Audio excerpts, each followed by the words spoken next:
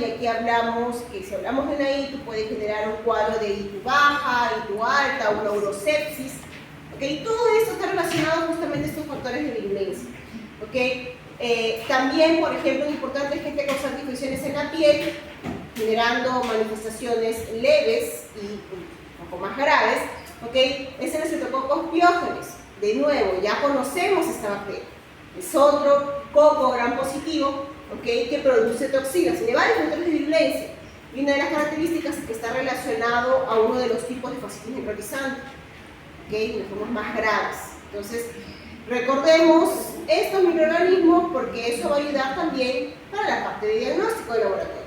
El diagnóstico de laboratorio tienen que saber diferenciar diagnóstico presuntivo, confirmatorio, aplica pruebas bioquímicas, ¿okay? De cada uno de ellos. Y esto se repite porque ya lo han visto en clases pasadas para infecciones anteriores. ¿Okay? Lo que puede mudar es el tipo de muestra, por ejemplo. ¿Okay? Cuando hablamos de infecciones en la piel, tejidos blandos, tenemos que recordar que a nivel de la piel, como me irrita profundamente. Si hablamos, creo que voy a prender este ventilador. Está sucio. ¿Está sucio? O sea, no, ¿cómo se sucio? El salón. Ah, No quiere ser más.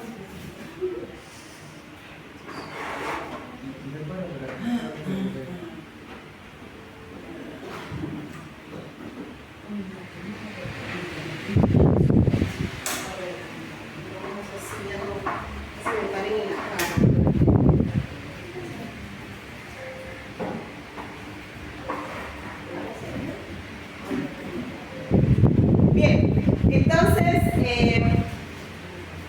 si hablamos de la piel, ¿no? Sabemos que tiene una microbiota, es un tejido que tiene una microbiota. El día de hoy vamos a hablar también de infecciones, no solamente a nivel de piel, tejidos blandos, no la parte de accesos, a nivel de tejido adiposo, por ejemplo, sino también vamos a mencionar un poquito de infecciones a nivel del hueso, cuadros de osteomielitis.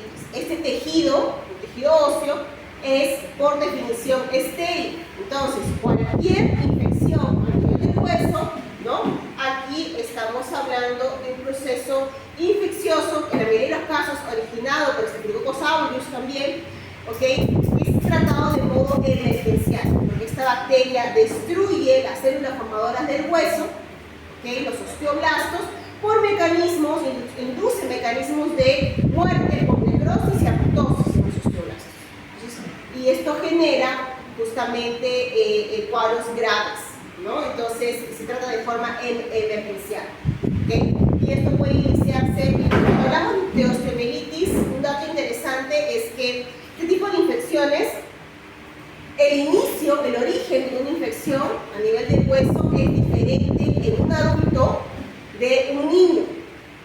Cuando hablamos de un cuadro de osteomielitis en adultos, es generalmente como resultado de un trauma. Hay exposición del hueso, de tal manera que existe la entrada abierta por el tiempo de exposición de la bacteria, como el Staphylococcus aureus, por ejemplo. O sea, una osteomielitis postquirúrgica también. ¿Okay? Ahora, a diferencia de un niño, en un niño se presentan cuadros de osteomielitis aguda hematógena. ¿Por qué? Porque puede estar originado por una infección en un tejido, ¿no? Y la bacteria, como Staphylococcus aureus, genera bacteriemia. Entonces, entra en el torrente sanguíneo y tiene acceso al hueso, puede llegar a tener acceso al hueso, y aquí, como el hueso en el niño está en formación, se generan cuadros de osteomielitis. Entonces, el origen es diferente cuando se habla de adultos. ¿Okay? Bien, entonces el día de hoy vamos a recordar, ¿no? Cuáles son las características y los componentes de la respuesta inmune a nivel de la piel, tejidos blandos y los principales agentes infecciosos. Vamos inclusive a hablar un poquito sobre hongos, ¿no? Vamos a recordar las dermatofitosis, los dermatofitos, ¿okay? Onicomicosis, las tiñas.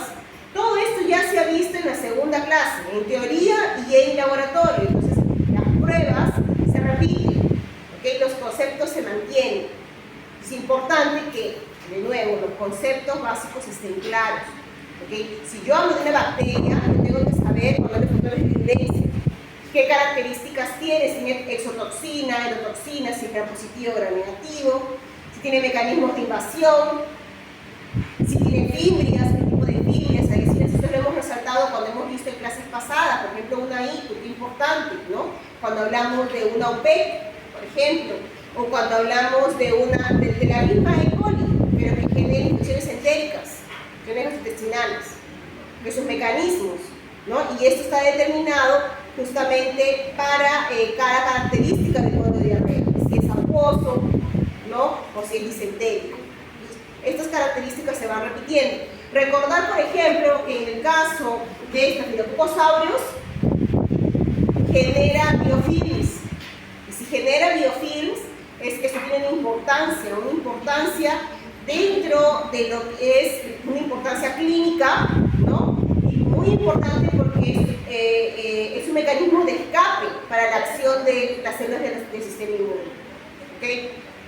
Entonces, son conceptos que se van repitiendo.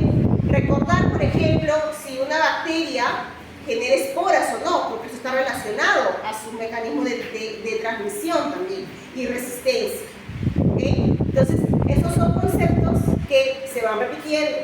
Estafilocosaurios hemos hablado varias veces, Streptococcus pyogenes también, ¿okay? De los hongos, qué características tiene un hongo. Por ejemplo, hoy día vamos a recordar a la cándida, y la cándida, en todo caso, sabemos que forma parte de la microbiota en forma de levadura, ¿okay? Y sabemos que puede generar formas patógenas.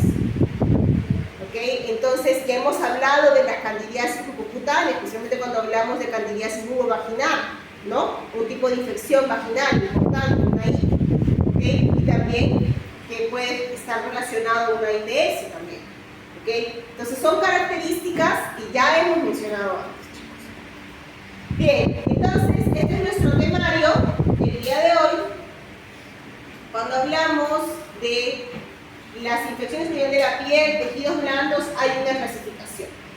A grandes rasgos, esta clasificación está basada en algunos criterios importantes. Por ejemplo, ¿no? Tomar en cuenta si hablamos de que inicio una infección simple. Llega el paciente y no hay ningún síntoma de diseminación de esta infección, es localizada. Entonces, ¿cómo se maneja? De forma ambulatoria. El paciente además no tiene ninguna comorbilidad previa, ¿okay? Entonces, porque este es un factor que puede generar una complicación y aquí ya hablaríamos en otro tipo de categoría, ¿okay? Por ejemplo, en la de tipo 2, la infección que se presenta en el paciente puede tener un signo o síntoma sistémico que indique diseminación. O es eso, o de repente el paciente tiene una comorbilidad, ¿okay? Que no está controlada, de repente es un paciente diabético. Un paciente diabético, en todo caso, puede presentar un paciente con insuficiencia renal, por ejemplo, presenta alteraciones a nivel de mecanismos de defensa. Por ejemplo, la presencia de... tienen dificultad para generar el salido respiratorio. Entonces, los mecanismos de fagocitosis para eliminación de una bacteria, ¿no? Se ve comprometido. También tiene una alteración, por ejemplo, en el mecanismo inflamatorio, en términos de las moléculas de adhesión, se ve comprometido el proceso inflamatorio. Entonces, son características que hay que tomar en cuenta como una enfermedad previa que pueda tener el paciente. Y hablamos en unas categorías, ¿no? Un poco más graves. Y en la categoría 4 nos vamos a una infección con signos sistémicos, o sea, con sepsis sistémica. Y aquí entran justamente estas patologías como la fascitis necrotizante, en donde tratamiento emergencial intrahospitalario y en muchos casos se requiere intervención quirúrgica emergencial para retirar el tejido necrótico. ¿Ah? O amputación, exactamente, ¿no? Entonces, ya son tratamientos específicos y manejo dependiendo del cuadro. ¿Okay? Cuando hablamos de fascitis necrotizante, por ejemplo, aquí hay de 3 tipos, ¿no? En realidad se habla hasta de 4 tipos, pero tenemos, ¿no? Diferentes agentes causales. Dentro de ellos prevalece Streptococcus pyogenes, por ejemplo, como uno de los más prevalentes. Pero no es el único, también puede ser Staphylococcus aureus, también puede ser en otro tipo, por ejemplo la del tipo 3, ¿no? Aquí hablamos de agentes causales como el Clostridium, por ejemplo, o también puede ser el Vibrio vulnificus. ¿Se acuerdan del Vibrio vulnificus? Ya lo mencionamos en clases pasadas. ¿Cuándo lo mencionamos?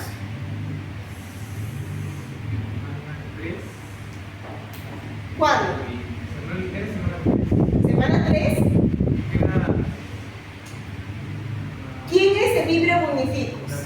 ¿A qué familia pertenece? La familia de las Vibrionaceae. ¿Y aquí más está esta familia? El Vibrio cólera. Entonces lo hablamos hace 2 semanas, cuando tomamos clases de infecciones gastrointestinales. Justamente estaba por un lado que genera infecciones por consumos de alimentos, el Vibrio cólera, con sus cuadros diarreico, acuoso, masivo, pérdida de líquidos. El paciente fallece en 24 horas si no es tratado con electrolitos, ¿ok? Y por otro lado, también por consumos de alimentos contaminados, pescados, mariscos, está el Vibrio vulnificus. El Vibrio vulnificus es agente causal de fascitis necrotizante, genera septicemias. ¿Ah? Uno de los tipos creo que es el Tipo 3. Ajá, entonces importante, por ejemplo, aquí un factor importante es que el paciente puede ser inmunosuprimido. Criterios aquí que se manejan, ¿no? Entonces, importante todo eso, esos detallitos que ya los venimos manejando hace tiempo, ¿ok? Y no se acuerdan seguramente. Bueno, seguimos. Entonces, yo les reviso, les repaso, algunos participan, perfecto. Y vamos yendo, porque ya deberían saberlo, y siempre les comento. ¿Ok? Entonces, me miran con cara de perdidos, de qué la persona está diciendo, ya me mareé, ¿dónde estoy? ¿No? Estoy en clase de micro, de parásitos, de repente de bioquímica, ¿no? Biología celular, de repente, por ahí. ¿Ah? Estaba pidiendo nada más. ¿Cómo? Estaba pidiendo examen nada más. Está pidiendo examen. ¿Qué está pidiendo examen? ¿Tienes examen de parásito ya? Sí, el ¿Ah? ya hice. De repente está en clase de parásito ahorita, ¿no? No se han dado cuenta. Ok, bien. Entonces, hablamos de primera línea de defensa, segunda línea, tercera línea. Recordar que si hablamos de la piel está formada por varias capas. ¿Ok? Entonces, aquí tomamos en cuenta que a nivel de la epidermis, ¿no? Una de las células más importantes son los queratinocitos. Y estos queratinocitos producen péptidos antimicrobianos. Ya hemos mencionado en nuestra primera clase, cuando hablamos no la primera, en la tercera clase, cuando hablamos del sistema inmune de primera línea de defensa, la importancia de los péptidos antimicrobianos, ¿okay? Justamente producidos por nuestras células, por una gran cantidad de células del epitelio, los queratinocitos, células de la respuesta inmune, y esto es generado de forma constitutiva. Y cuando entra en contacto con una señal de daño, ¿ok? O con la presencia de un componente de un patógeno, ¿ok? Esta producción aumenta. ¿Por qué? Porque está protegiendo contra ese microorganismo. O sea, hay una inducción, un aumento de esa producción. ¿Okay? Saber, por ejemplo, que los queratinocitos no solamente nos protegen formando parte de la estructura del epitelio, sino que ellos van a presentar receptores tipo TOL, TRR, ¿okay? Uno de ellos importante es el toler receptor 2. El toler receptor 2 reconoce péptido glucano. Y si hablamos de bacterias, gran positivas y gran negativas tienen péptido glucano. ¿Okay? Entonces es capaz de censar, de darse cuenta que hay un Staphylococcus aureus, por ejemplo, generando un proceso infeccioso. ¿Y qué hace el queratinocito? Produce interleucina 1. Al producir interleucina 1, citocina inflamatoria, que ella misma va a captar, porque tiene acción autócrina, o sea, hay un loop de activación, pero ella va a darse cuenta de esa interleucina 1, ¿no? queratinocitos se dan cuenta de su reproducción y se activan. ¿Y qué hacen? Producen más péptidos antimicrobianos. Me asustó. Y esto es importante, ¿ok? También importante, por ejemplo, que esa interleucina 1 que está produciendo ese queratinocito porque se dio cuenta que hay algo extraño, va a activar otras células. ¿Quiénes? Células de Langerhans, macrófagos. Entonces aquí tenemos el incremento del proceso inflamatorio. ¿Okay?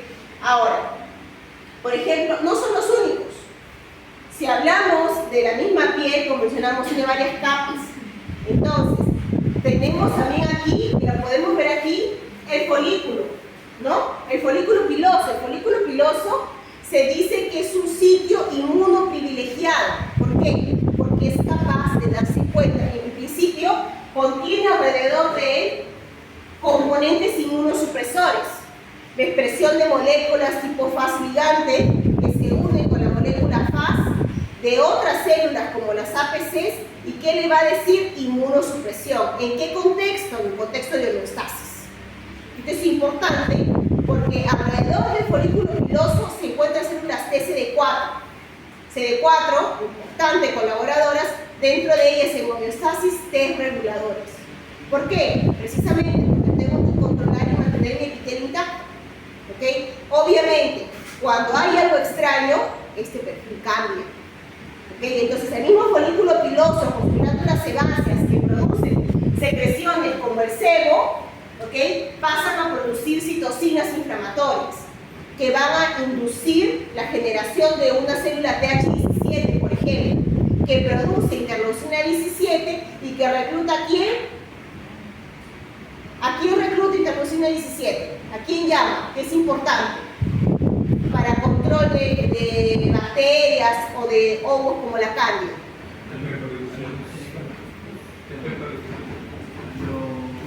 Interleucina 17 recluta a neutrófilos. Están todos adivinando y ninguno le liga.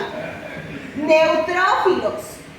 Y los neutrófilos, que lo mencioné en la clase pasada, importantísimos para el control de hongos como la cándida y bacterias como Staphylococcus aureus, por ejemplo. De nuevo, miren, varias características que son mecanismos protectores. ¿Ok? Entonces, si tenemos que la TH17 es importante en ese contexto porque recluta neutrófilos, entonces, pacientes con deficiencia en TH17, pacientes neutropénicos, ¿okay? Son susceptibles a infecciones por bacterias como Staphylococcus aureus o hongos como cándida. Se genera un factor de riesgo por una candidiasis. ¿Okay? Candidiasis mucocutánea, ¿okay? Candidiasis vulvovaginal, cuando hablamos de una ITI, por ejemplo, que lo mencionamos la vez pasada. ¿Okay? Que la cándida está relacionada a varios tipos de patologías también. Si hablamos de cándida, recordemos que forma parte de la microbiota. ¿Cómo qué forma lo encuentro en la microbiota? Levadura. ¿Okay? Pero recordar que la cándida puede realizar alteración en su morfología. Puede encontrarse como forma patógena, como una pseudohifa o como una hifa, y aquí generar la invasión y destrucción del epitelio. ¿Okay? ¿Y quién lo controla? Entonces, pacientes con alteración a nivel de el reclutamiento de neutrófilos, pacientes con VIH, todo se va asociando. ¿Okay? Entonces, esto es importante porque hay susceptibilidad. ¿Okay? Y cuando una cándida es un factor que va a generar la morfogénesis de la cándida, de levadura a pseudohifa o hifa. ¿Qué factor? ¿Qué tipo de alteración lleva a una cándida linda, maravillosa como microbiota a que genere infección? No, disminución en neutrófilo está relacionado a susceptibilidad para control de la infección por ella. Pero, ¿quién dijo pH? El pH. Cuando hay aumento de pH, la cándida tiende a cambiar en su forma. Y esto cuando sucede, por ejemplo, en el caso de una ITU, lo mencionamos, generalmente aumento de pH cuando hay disminución de bacterias como lactobacilos, que también forman parte de la microbiota, cuando hablamos de la microbiota en el tracto urinario, ¿okay? Haciendo un pre-paréntesis. Entonces, disminuye lactobacilos, que recuerden que los lactobacilos producen ácido láctico. Entonces, depleto lactobacilos y mi pH ácido protector comienza a aumentar como consecuencia. Y en el caso del tracto urinario, aquí yo tengo una alteración en la cándida. ¿Ok? Pero el factor alteración de pH se mantiene. Si hay alteración de pH a nivel de la piel, hay probabilidades de que cambie la morfología de la cándida. ¿Ok? Si tenemos, por ejemplo, es un factor de toda primera línea, ni siquiera pasé a la segunda línea. Tengo aquí temperatura, pH, humedad, sudor, ¿ok? Producido por las glándulas sudoríparas. Estas glándulas sudoríparas que también producen péptidos antimicrobianos protectores, que también producen citocinas, ¿ok? Las glándulas, aquí las glándulas sebáceas en el folículo piloso que producen sebo, pero también producen citocinas, quimiosinas, que están relacionadas al mecanismo protector a nivel de la piel. ¿Okay? ¿Qué más? Tenemos aquí la urea. Recordemos que la urea, ¿okay?, inhibe el crecimiento bacteriano. Entonces es un factor protector a nivel de la piel. Entonces tenemos una microbiota y algunos agentes patógenos posibles. ¿Ok? Bueno, aquí tenemos a la microbiota. Dentro de la microbiota de la piel, quien prevalece es el género Staphylococcus. ¿Ok? De las especies de Staphylococcus, quien prevalece es la especie Epidermidis. Staphylococcus epidermidis. ¿Ok? Pero también está su primo hermano, ¿dónde está? Aureus. Staphylococcus aureus. Pero el aureus tiene potencial patógeno.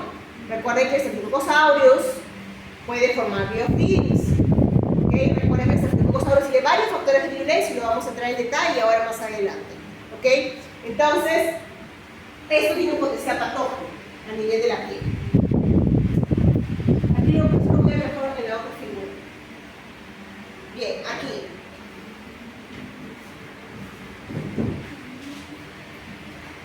Aquí tenemos, ¿no?, a nivel de la piel, varias capas. Epidermis, dermis, tejido subcutáneo. ¿Okay? Tenemos aquí las glándulas sudoríparas, folículo piloso, ¿okay?, glándulas sebáceas. Si hacemos un corte y ampliación a nivel de la epidermis, tiene varios estratos, ¿no? El estrato córneo, granuloso, espinoso, basal. El estrato basal, es importante porque está relacionado a la generación de más queratinocitos, la regeneración del epitelio.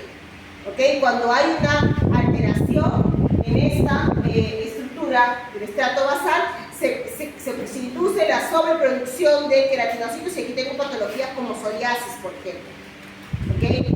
Entonces, a nivel del estrato espinoso, yo tengo a quienes, tengo a células del sistema inmune, células T, ¿okay?, preferentemente de memoria, y dentro de ellas CD8 citotóxicas.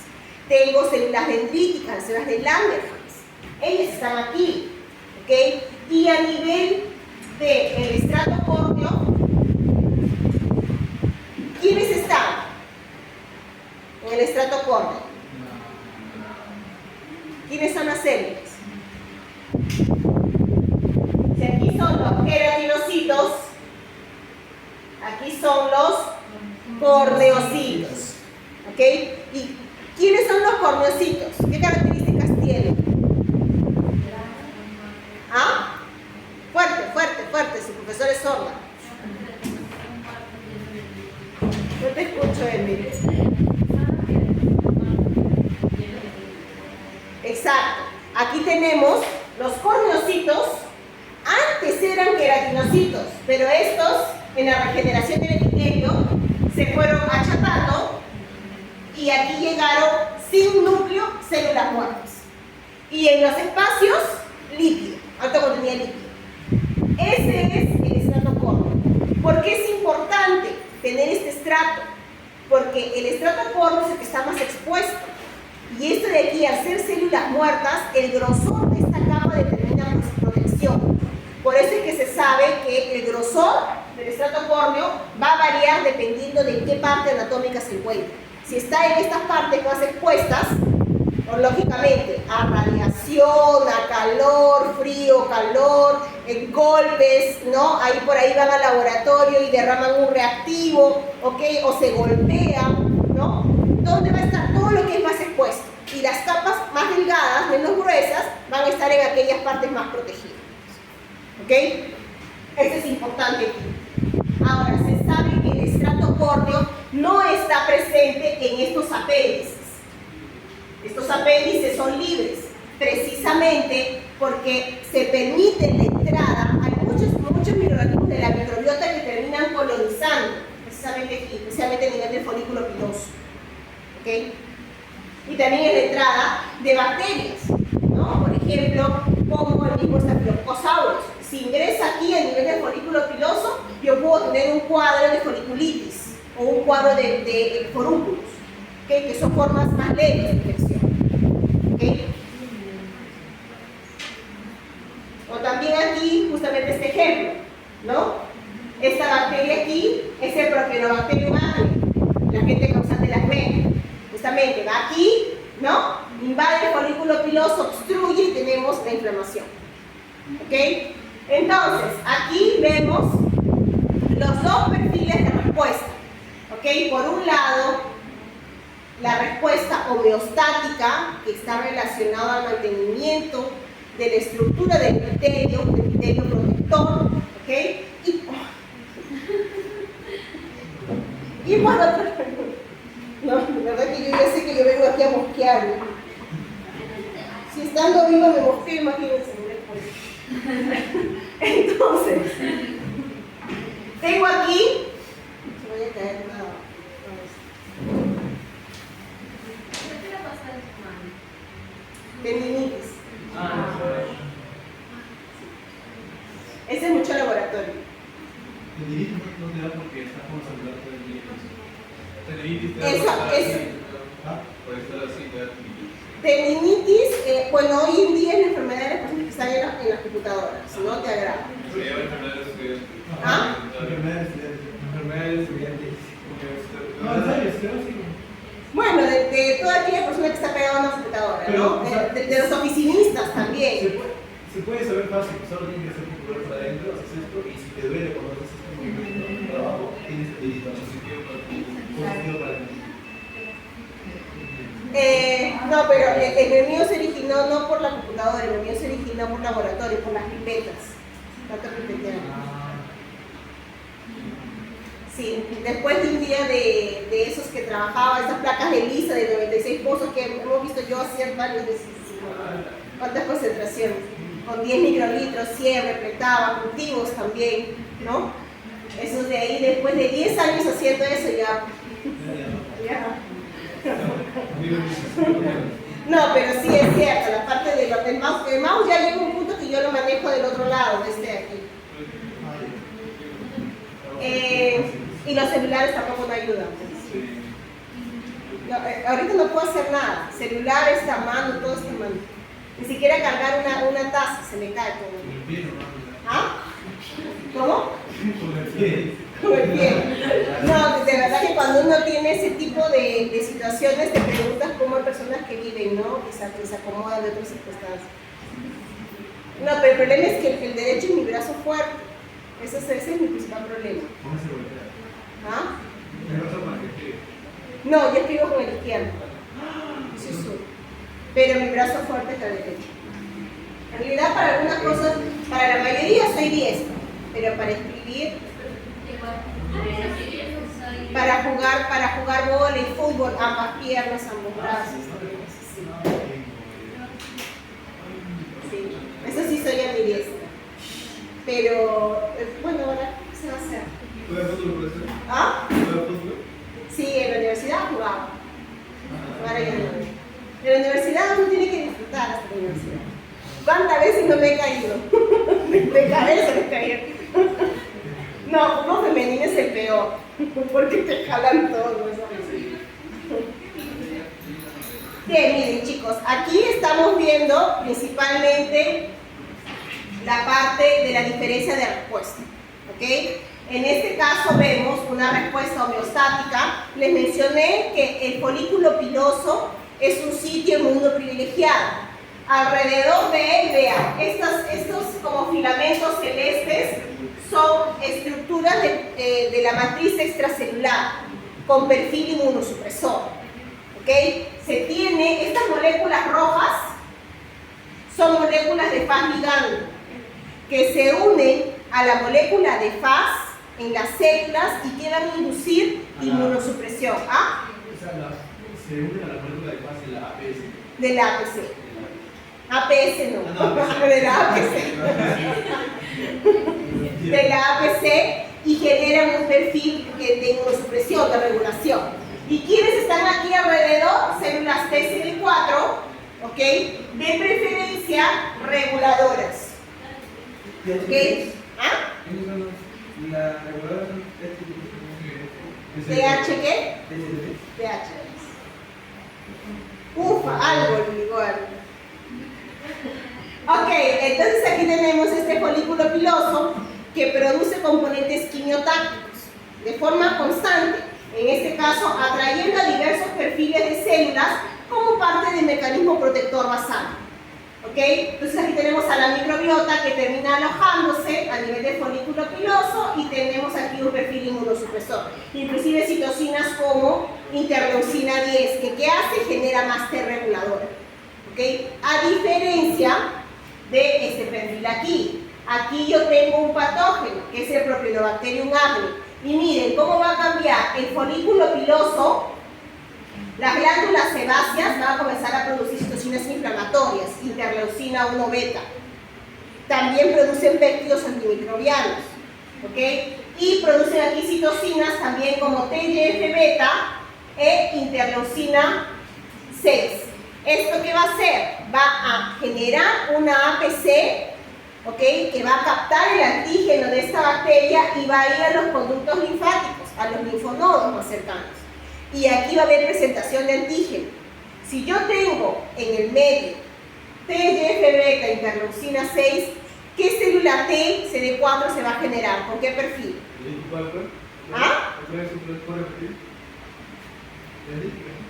Tengo TGF-beta y tengo interleucina 6 producidas por las glándulas sebáceas. ¿Ok? Entonces, tengo esto en el medio, va a incentivar a mi APC. Esta APC va a generar presentación de antígeno, se secretan estas mismas citocinas. ¿Qué célula T genero? TH1, T reguladora, TH2, TH17, ¿qué genero? TH17, justamente. Y eso está en nuestra cuarta clase. ¿Ok? Revisen. Entonces, aquí tengo una célula generada TH17. De nuevo, la TH17 produce interleucina 17, produce interleucina 22. ¿Por qué es importante esto? La interleucina 17 aquí me llama neutrófilos. ¿Ok? Por eso es importante cuando hay disminución en neutrófilos, es ser susceptible a infecciones bacterianas, ¿no? Y dentro de ellos, por ejemplo, este glucosauro, de nuevo, ¿no? Cándida, ¿ok? Entonces aquí tengo TH17 y la producción de interleucina 22 es importante porque va a estimular, por ejemplo, al mismo queratinocito para que aumente producción de péptidos antimicrobianos. Y ahí tengo género de protección. ¿Ok? Entonces, este es el contexto de diferentes tipos de perfiles. Antes de continuar,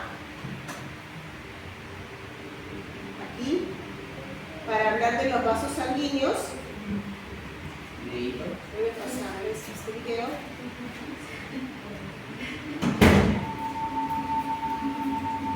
Aquí vamos a ver las características de los mecanismos de defensa, ¿no? Del epitelio.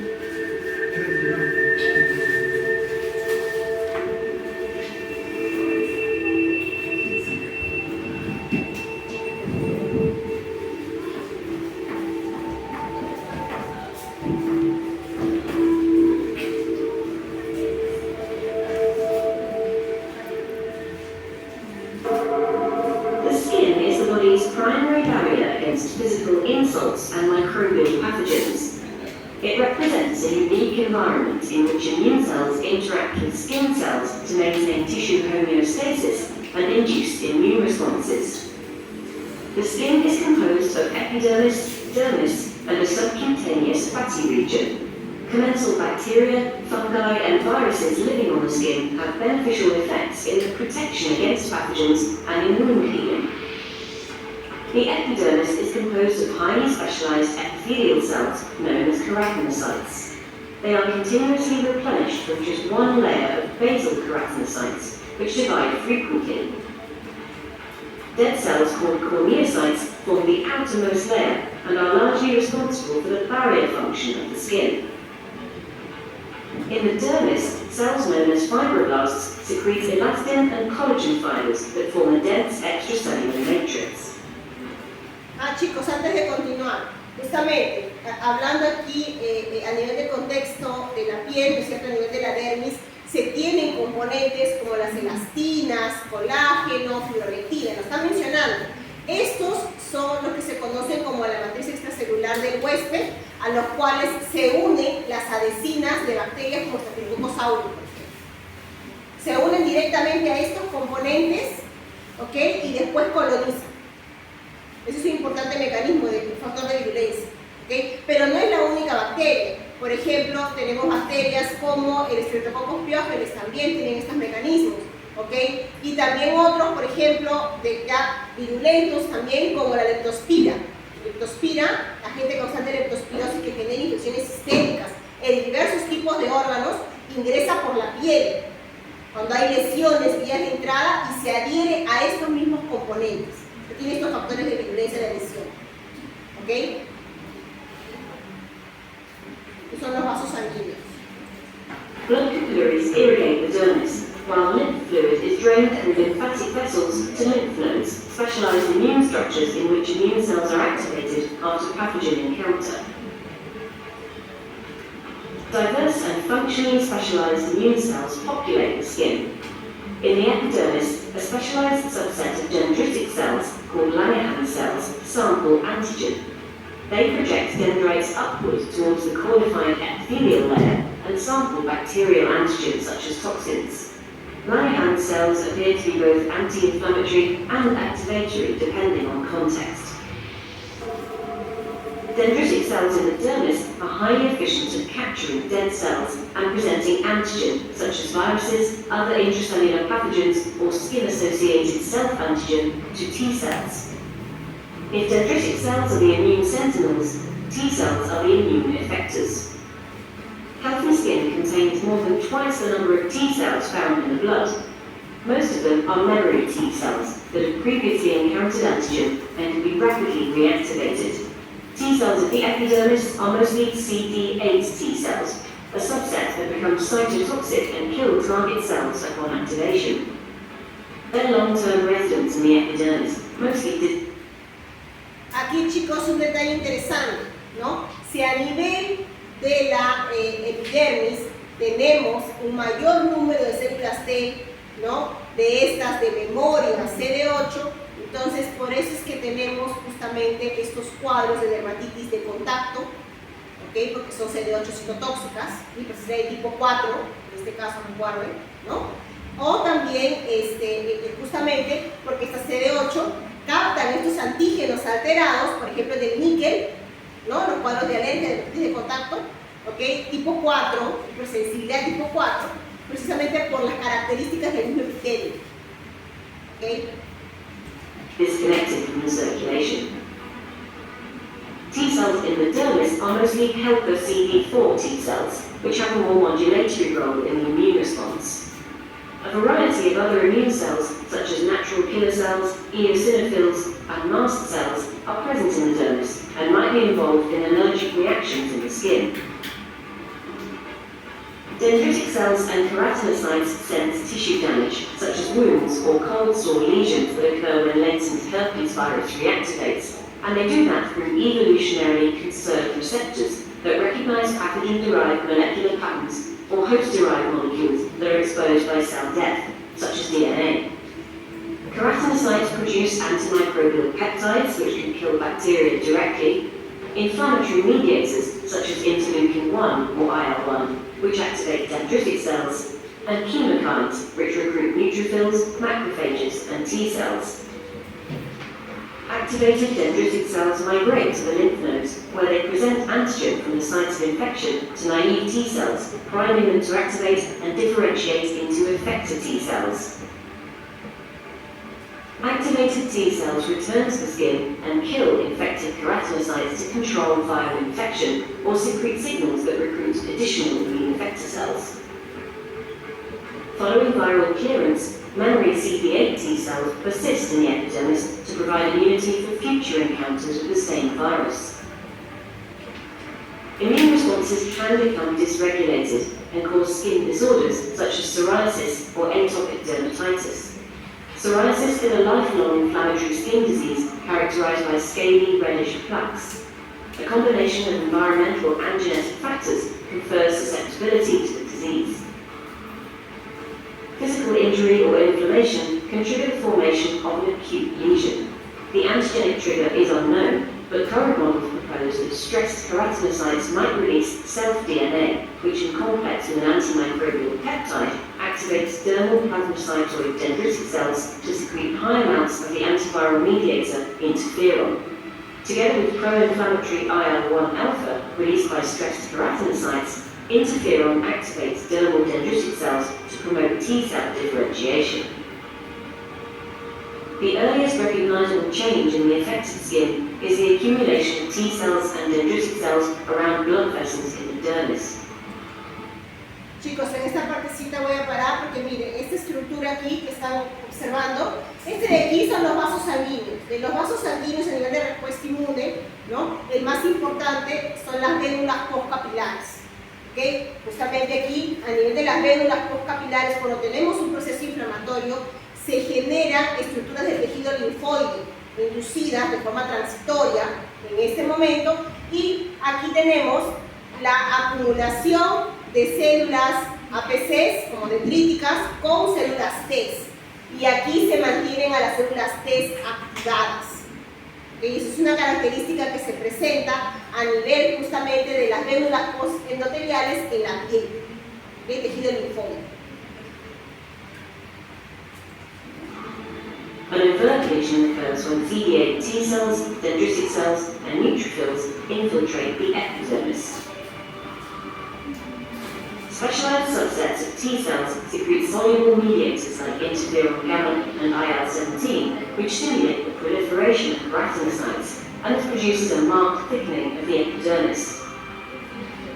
Signals from the proliferating keratinocytes act as chemoattractants for infiltrating neutrophils.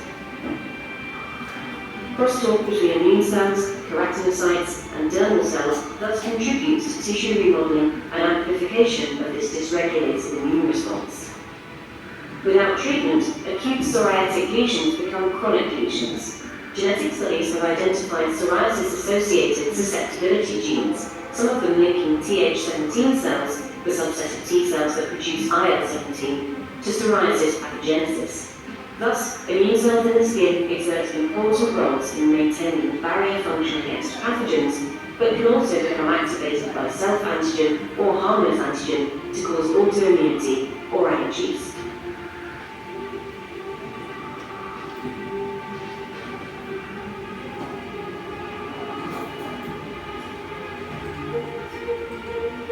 Ok, chicos, ese link de video está en el PPT de la clase de hoy.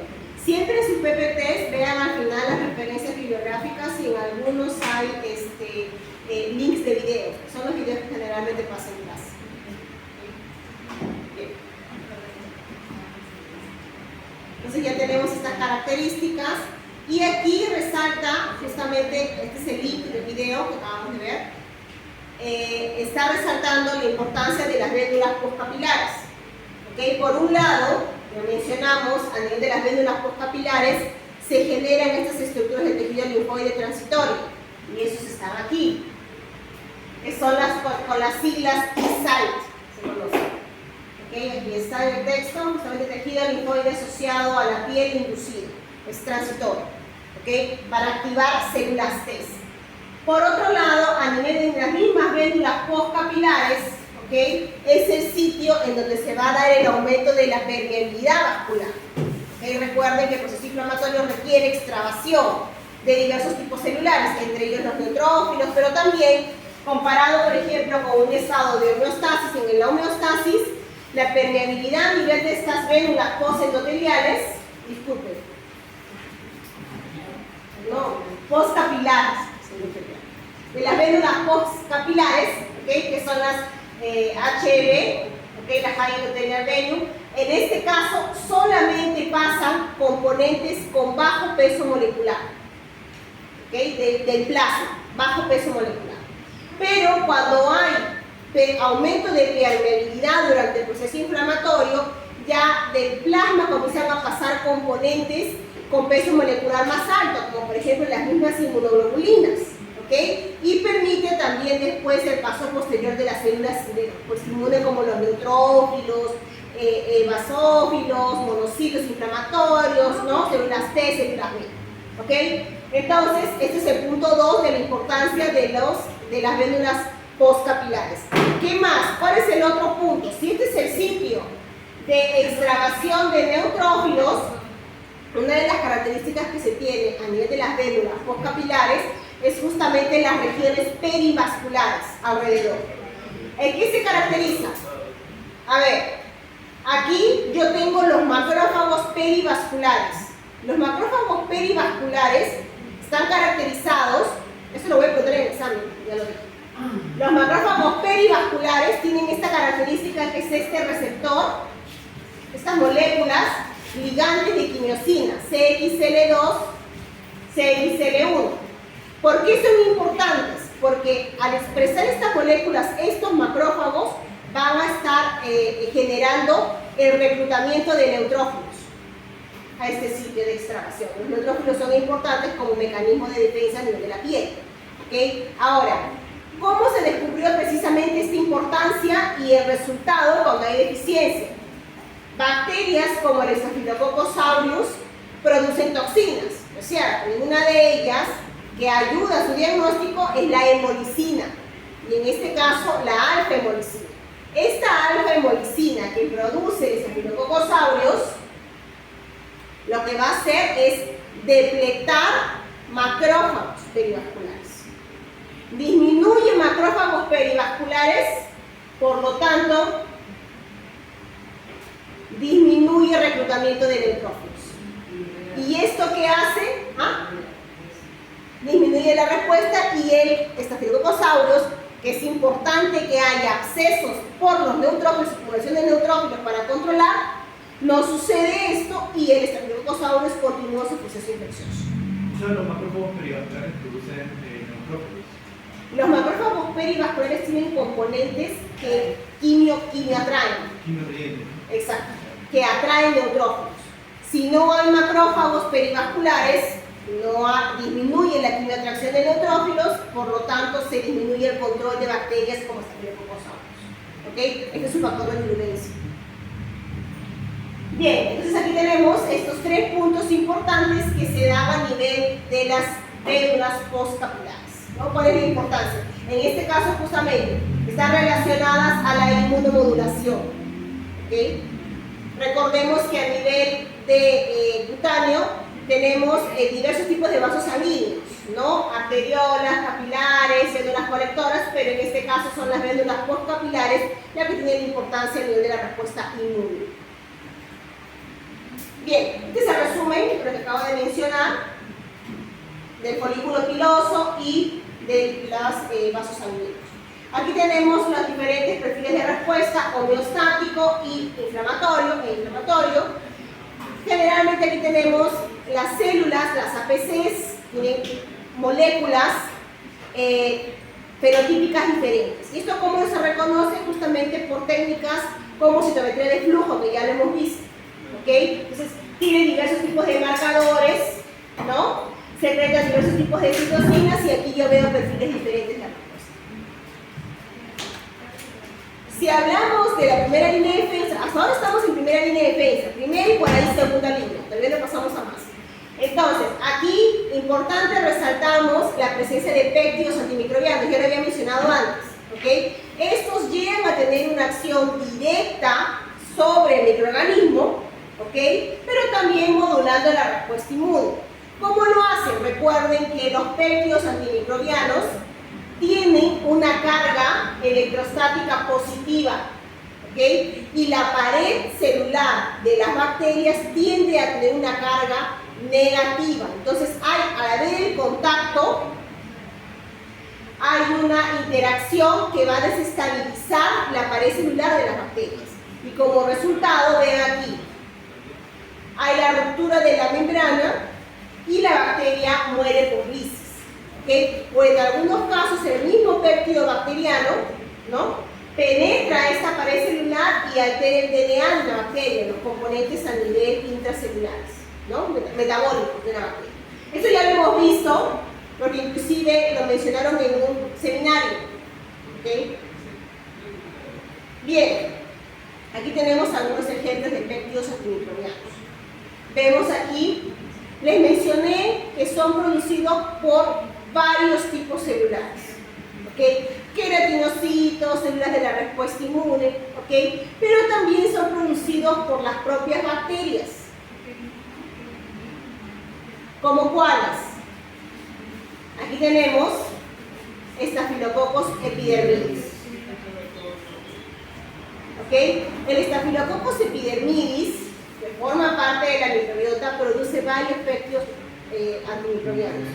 ¿Okay? Aquí tenemos a las epiderminas, la pepsina 5, epilancina K7, que justamente se sabe que pertenecen aquí, ¿no?, al grupo de los antibióticos. Esto porque está relacionado a que tienen componentes en su estructura que tienen esterases. Por eso se encuentran dentro de este grupo. Pero justamente esta publicación fue realizada, por favor, Yanel. Esta publicación fue realizada por este grupo que estaba investigando otro péptido antimicrobiano, que es el PSM, que son las modulinas solubles en fenol. Estas modulinas solubles en fenol de dos tipos, gamma y delta, en ensayos in vitro se vio que tenían una acción bactericida contra otras bacterias. ¿Quiénes? Staphylococcus aureus, Streptococcus beta hemolítico del grupo A, o Streptococcus pyogenes, ¿okay?, y la Escherichia coli. Entonces, ¿por qué es importante? Porque una bacteria que forma parte de la microbiota, como el Staphylococcus epidermidis, es capaz de producir un péptido antimicrobiano que controla aquellas otras bacterias que tienen potencial patógeno, que son patógenas. ¿Okay? Esa es su importancia. Y ambos estamos aquí, todo primera línea de defensa: microbiota y péptidos antimicrobianos. ¿Qué más tenemos aquí? Lo hemos mencionado en la estructura del epitelio. El epitelio, vean, sus queratinocitos producen de forma constitutiva péptidos antimicrobianos como las beta-defensinas de tipo 1 y las RNasa 7. ¿Qué más? Cuando hay una infección, esta expresión de péptidos va a aumentar, lo más normal, que aumente, ¿es cierto? Entonces tenemos ¿quiénes? Catilicidinas, beta-defensinas 2 y 3, y en el caso de patologías como la psoriasis, la psoriacidina. ¿Ok? ¿Qué más? Una característica que también la mencionaron en el video, se acordarán, hablaron de psoriasis y hablaron de dermatitis atópica. Pacientes que tienen dermatitis atópica, que tienen esta patología, en lugar de aumentar la expresión de péptidos antimicrobianos, la disminuye. ¿Y esto qué hace? Hace que el pacientito que tiene dermatitis atópica sea más susceptible a infecciones por bacterias. Una de ellas es Staphylococcus aureus nicalis. ¿Okay? ¿Qué más presenta un paciente que tiene dermatitis atópica? Si hemos visto que uno de los principales perfiles para control de infección a nivel de la piel es el TH17, el paciente con dermatitis atópica no genera TH17. El paciente con dermatitis atópica genera TH2, antiinflamatorio en este caso. Entonces es perjudicial, por eso es que estos pacientes con esta patología son susceptibles a infecciones por bacterias. ¿Qué más? Eso está todo aquí. ¿Okay? ¿Qué más observamos? Observamos que a nivel de la dermis, que tenemos las células de respuesta inmune, ¿okay?, neutrófilos, dendríticas, T, mastocitos, monocitos, todos ellos producen péptidos antimicrobianos, como las catequicidinas, alfa-lipencinas, alfa-ferrinas, la medicina, la anfina, perforina. ¿Qué más? Tenemos aquí, a nivel del folículo piloso, las glándulas sebáceas no solamente producen el sebo, también citocinas y quimiosinas, también producen péptidos antimicrobianos, como la histona, lisocima, catequicidinas, beta-deficinas. Las glándulas sudoríparas no solamente producen sudor, sino también producen péptidos antimicrobianos, como la dermicilina, catequicidina, beta-deficinas. A nivel del tejido subcutáneo, tenemos la presencia de adipocitos. Los adipocitos también producen péptidos antimicrobianos, como las catequicidinas, justamente cuando estos están formando adipocitos, de los preadipocitos a adipocitos se liberan. ¿Okay? Y lo que se ha visto también que a nivel del tejido adiposo, cuando se forman los abscesos por infección por bacterias como Staphylococcus aureus, y estas bacterias, estas células, los adipocitos, se genera adipogénesis. Hay proliferación de adipocitos y hay aumento en producción de catequicidina. ¿Para qué? Para controlar a la bacteria como Staphylococcus aureus. Bien, entonces si hablamos de infecciones en la piel, chicos, recuerden, tenemos que mencionar las infecciones micóticas. Eso ya lo hemos visto en nuestra segunda clase y en el laboratorio también para diagnóstico. ¿Ok? Entonces, si hablamos de la clasificación de infecciones por hongos, recordemos que una de ellas está relacionada al sitio de infección, donde se genera la infección por hongos. ¿Okay? Puede ser a nivel superficial, y estas son las dermatomicosis. Recuerden que aquí está siendo generada a nivel del tejido queratinizado. ¿Okay? Si hablamos de, por ejemplo, las dermatofitosis, los dermatofitos no pasan, no sobreviven a temperaturas más altas que 37 grados, por eso es que solamente afectan piel, pelo, uñas. ¿Okay? Y aquí tenemos a las tiñas. ¿Cuáles? La tiña de la uña o las onicomicosis, la tiña unguium. ¿Okay? Tenemos, y aquí vemos justamente las características de una tiña unguium, ¿no? La uña gruesa, amarillenta, escamosa, se descama. ¿Okay? ¿Qué más tenemos dentro de las dermatofitosis o las tiñas? La tiña pedis, el pie de atleta. ¿Okay? Tenemos las tiñas capitis, a nivel del cuero cabelludo, que se manifiestan justamente por alteración a nivel del folículo piloso, la alopecia, esas placas con ausencia de crecimiento de pelo. ¿Okay? Recuerden todo eso que lo hemos visto en la segunda clase. Bien, para el laboratorio también lo mismo va a ser. Les van a mencionar de nuevo, recordar diagnóstico. ¿Okay? ¿Qué tipo de diagnóstico? ¿Cuál es la prueba presuntiva? ¿Cuál es la prueba confirmatoria? ¿Okay? Generalmente aquí, recuerden, ¿no? Tenemos las tiñas corporis, las tiñas manus, la tiña barbae. Aquí, tejido, micosis subcutánea, cuando hay comprometimiento de las partes del tejido subcutáneo. Y aquí tenemos estas patologías como los micetomas, ¿okay? Aquí tenemos las cromoblastomicosis, ¿no? Las esporotricosis. Aquí tenemos la esporotricosis, recuerden que es originado por este hongo levadura, el Sporotrix excenti.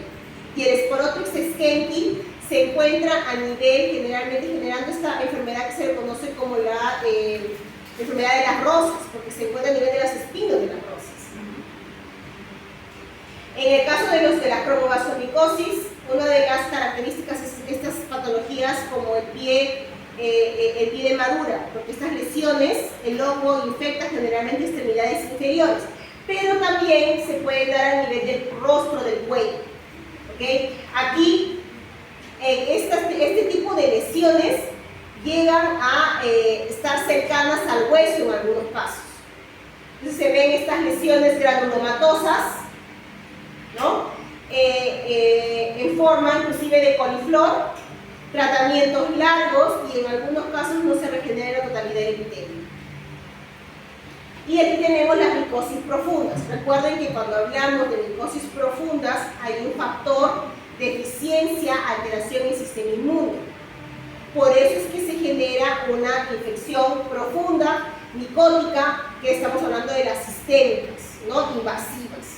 Aquí, por ejemplo, hablamos de una aspergilosis. El aspergilo puede generar varios tipos de patologías, otitis, neumonitis, ¿ok?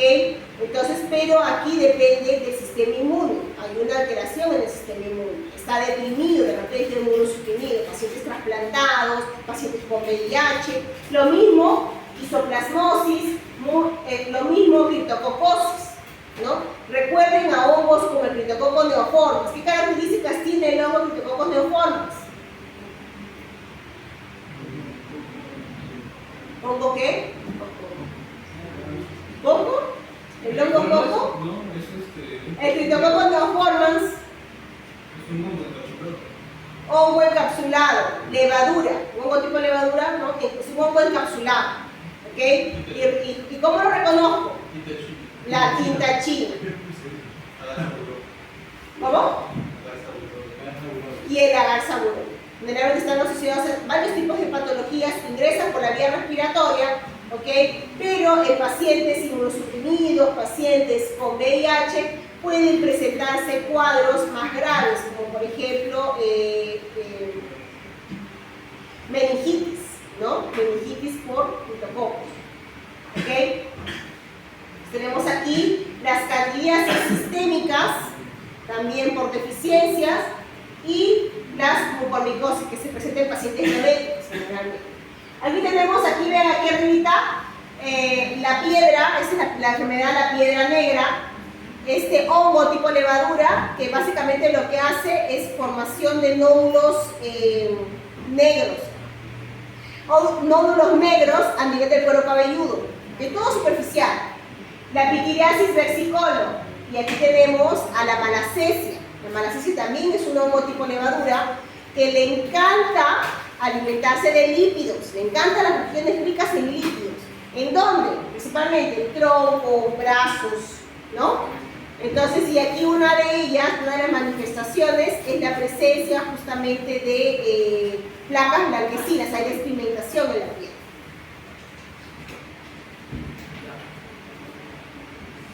Aquí están los tipos de dermatomicosis, ¿okay? Dependiendo del sitio más frecuente de infección: piel, pelos, uñas, tricofitón; piel, pelos, microsporum; piel, uñas, epidermofitón. ¿Qué características también están aquí? Y esa es la otra clasificación de las infecciones por hongos. ¿De dónde procede? ¿De dónde vienen? ¿Cómo? ¿De dónde vienen los hongos? Por ejemplo, si es por contacto con animales, son los zoofílicos. Si es por contacto persona a persona, antropofílicos. Y si es contacto con hongos del suelo, profílicos. ¿Okay? Entonces, aquí vemos justamente eso. Por ejemplo, tricofitón, que afecta piel, pelos y uñas. ¿Okay? Tenemos aquí tricofitón rubrum y tonsurans, es por contacto humano-humano. Es un hongo tipo antropofílico. ¿Okay? ¿Ah? Antropofílico. Si hablamos de mentagrofites, es un hongo zoofílico. ¿Por qué? Porque viene por contactos con animales. ¿Qué animales? Por ejemplo, el conejo, ¿okay? Por ejemplo, roedores. Allí está, mentagrofites. Microsporum, que afecta piel y pelos, genera los cuadros de tiñas capitis, ¿no? Las alopecias. ¿A quiénes afecta? ¿De dónde viene? Microsporum canis, de los perros y los gatos. Recuerden que hay unas figuras, ¿no? El laboratorio está, en la clase número 2 que tuvimos, ¿no? A nivel del hocico del perro, ¿no? En regiones en donde no hay crecimiento de folículo piloso, la alopecia. ¿Okay? Entonces, por contacto con animales. Y gypsium es por contacto con el suelo. Ahora, en este caso, importante, ¿no? Cuando hablamos de por contacto con animales, si son animales de estimación y se presenta el cuadro de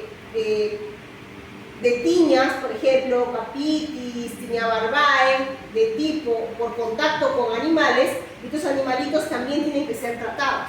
tienen que ser llevados al veterinario y también recibir tratamiento, porque ese es el foco de la infección. ¿Okay? ¿Qué más? Aquí tenemos epidermofitón. El epidermofitón fulcosum es de tipo antropofílico, humano-humano. Y aquí afecta piel y hueso. Aquí tenemos las dermatofitosis, ¿no? Las diversas, las tiñas, aquí está el pie de atleta, ¿ok? Lesiones características, alto prurito, ¿ok? Descamación, principalmente interdigital, ¿ok? Aquí tenemos las onicomicosis o las tiñas de la uña. En algunos casos, una infección de pie de atleta por tiempos prolongados sin tratamiento, ¿okay? El mismo agente causal puede causar la afección a la uña.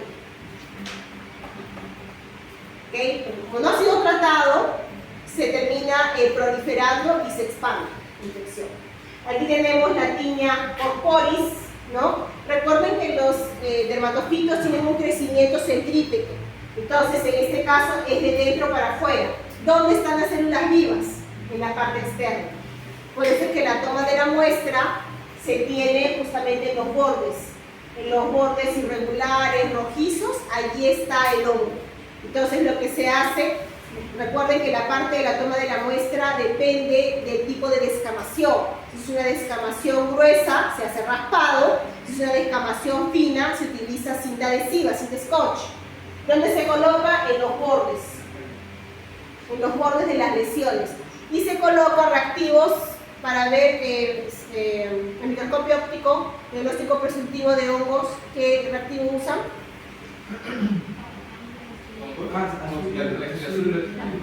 Azul de lactogenol, ¿no? Por ejemplo. ¿Ah? ¿Punto? Ya debería saber ya. El azul del lactogenol, ¿ok? Es importante aquí, se ve rápido en el microscopio. En el caso del azul del lactogenol, tiene tres componentes importantes. Uno de ellos es el fenol.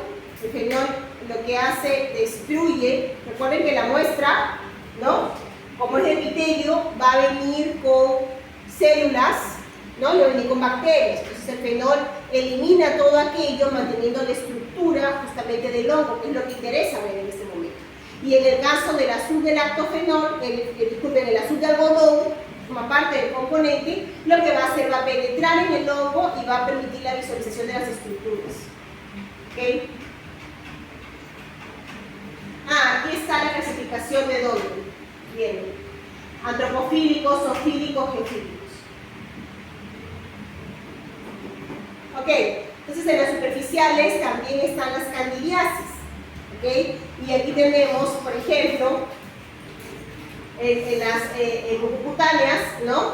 Este es el cuadro que vimos la semana pasada del naído, por cándida. Recuerden las características de la secreción, ¿no? Secreción blanquecina, tipo requesón, ¿ok? También se encuentran estas patologías como la balanitis, esto que se presenta en estas lesiones dolosas en pacientes principalmente diabéticos. ¿Okay? Aquí tenemos en los recién nacidos cuando hay alguna deficiencia, ¿no? La candidiasis mucocutánea. ¿Okay? Aquí tenemos a nivel de la uña, también se genera un tipo de infección por cándida, pero a diferencia de la onicomicosis, en una candidiasis, ¿no? De la uña se presenta una característica que es la paroniquia crónica. Esta paroniquia crónica es justamente la inflamación a nivel de la región periungual. Y la uña se va a presentar con escamas, con estrías, disculpen, con estrías. ¿Okay? A diferencia de una onicomicosis, en la onicomicosis no hay paroniquia, no hay inflamación aquí en esta región. Ese es a nivel de la clínica. ¿Qué más? Estas son las micosis subcutáneas, ¿okay? Las cromoblastomicosis. Aquí está el pie madura, generado por la madurela mycetomatis, ¿okay? A nivel del cuello, ¿no? Las lesiones. Y aquí está la esporotricosis, la esporosis esquelética.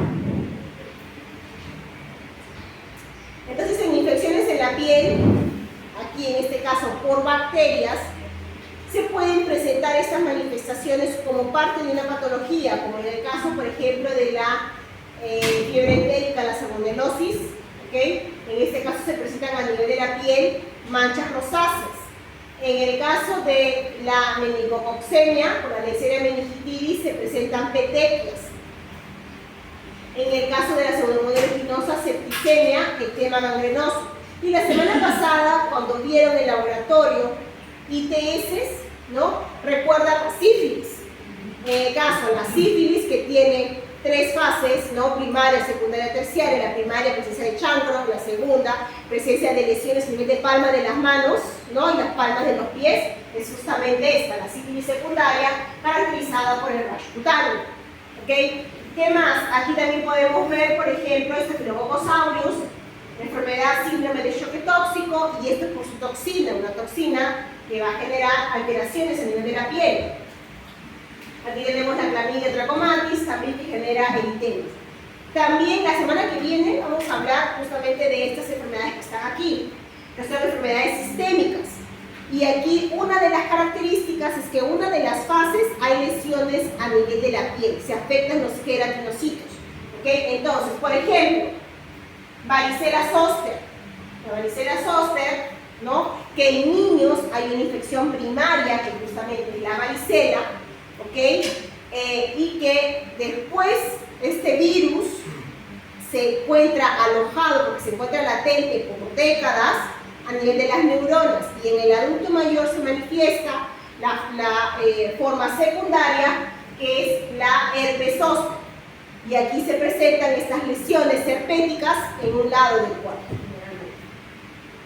Tenemos también aquí sistémica, sarampión, rubiola, ¿okay? Dengue, chikungunya. Son infecciones sistémicas. Ahora, tenemos aquí también en niños infecciones a nivel respiratorio generados por el virus de Coxsackie, ¿no? Y se presentan estas vesículas a nivel justamente de la boca, ¿ok? En el pie y las manos. En algunos casos, en los niñitos, a nivel de la cavidad oral, en las partes internas. Por eso es que el niño tiene problemas para deglutir comidas sólidas. Y en la época de infección por Coxsackie suelen alimentarse más con alimentos líquidos, porque le duele, tiene las lesiones a nivel de la parte interna. Bien, entonces aquí vamos a hablar un poquito sobre el Staphylococcus aureus. ¿Okay?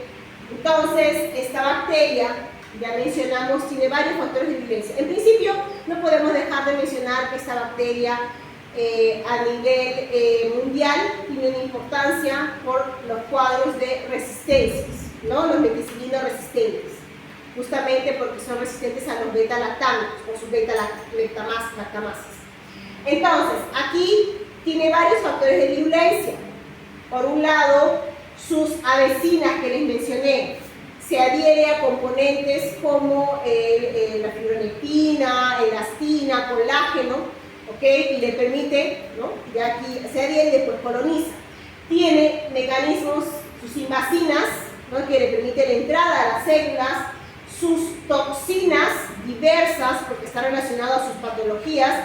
Dentro de ellos, por ejemplo, el Staphylococcus aureus está relacionado a cuadros de infecciones gastrointestinales, porque tiene enterotoxinas, hasta 5 enterotoxinas. Tiene aquí sus alfa-hemolisina, que ya lo mencionamos antes, ¿no? Eso está relacionado justamente a la destrucción de hemácias y también lo que es disminución de la respuesta inmune. ¿Qué más? Tiene aquí su toxina estafilocócica, que está relacionado justamente a síndrome de choque tóxico. Son toxinas superantigénicas que están relacionados a la activación del proceso inflamatorio, ¿ok? Y si no son tratados a tiempo, el paciente muere, ¿ok?